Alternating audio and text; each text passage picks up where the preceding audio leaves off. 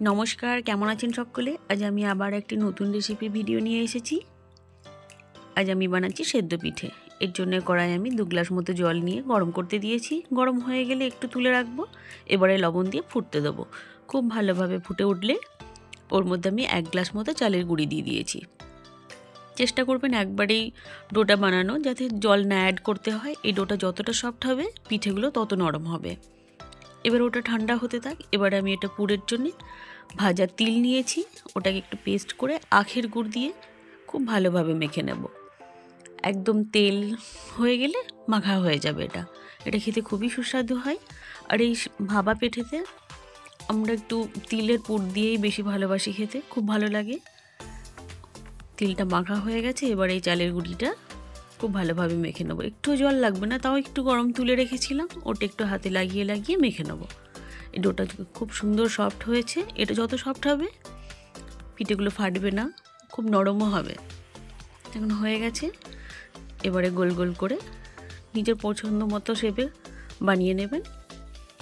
এটা বানানোর সময় বাস তলটা একটু মোটা রাখবো, বাকি চারিদিকটা খুব পাতলা করে নেবো। হয়ে গেছে। এবারে আমি পুরটা দিয়ে একটু চেপে দেব। তারপরে যখন মুড়িয়ে দেবো, যেখানে জয়েন্ট থাকবে সেখানটা আবার একটু করে ফোল্ড করে দেবো, তাহলে এটা ফাটবে না। খুব সুন্দরভাবে গড়া হয়ে গেছে। এইভাবে একে একে আমি সমস্তগুলা গড়িয়ে নেব।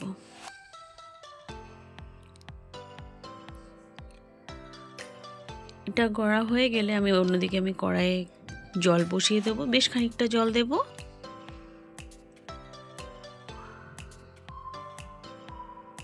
জলগুলো দেওয়ার পরে জলটা যখন ফুটতে থাকবে, খুব ভালোভাবে ফুটবে, ফ্লেমটা আমি মিডিয়াম করে দেব। এবারে একে একে পিঠেগুলো সব দিয়ে দেব। এই পিঠেগুলো যখন ভাজতে শুরু করবে, এখন দেখুন সব ডুবে আছে, যখন ভাজতে শুরু করবে তার মানে পিঠেগুলো হয়ে যাবে। এটা খুব ঝটপট রেসিপি, খুব তাড়াতাড়ি বেনে যায়, খেতেও খুব সুস্বাদু হয়। কখনো ট্রাই করে দেখবেন। এবারে দেখুন সব ভাজতে শুরু করেছে। এবারে একটা একে তুলে এটাকে আমি প্রথমে একটু ঠান্ডা জলে ধুয়ে নেব। তারপরে ঝুড়ি বাটিতে একে একে জলগুলো ঝরাতে দিয়ে দেবো।